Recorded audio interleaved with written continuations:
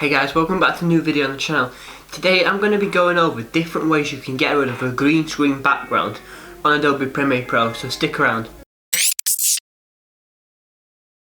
Hey guys, my name's Jack.F. I'm a freelance videographer, photographer and video editor. So if that's something you'd like to see here, subscribe to the channel and check out some of my other videos. I do weekly content on videography and video editing, so let's jump straight into it. So an example, I've downloaded a template off Google where it's a green screen with the eyes opening and closing from a short film.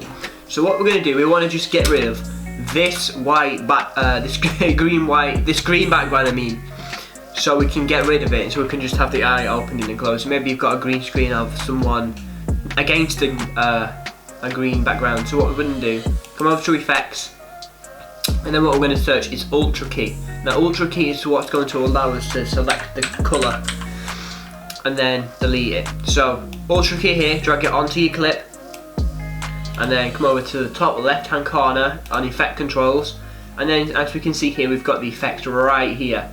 So what we're going to do, we're going to click this pipette, and we're just going to click the green, and there we go. We've gotten rid of the green, and we now have a blinking eye.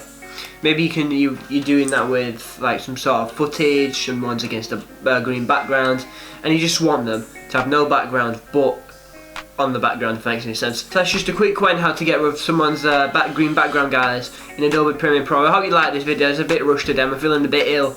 But anyway, if you like what you see here, subscribe to the channel, check up there for my video going over the basics of Adobe Premiere Pro, and just check out the channel, see if there's something you might want, maybe something you like, maybe you want help with video editing or videography tips.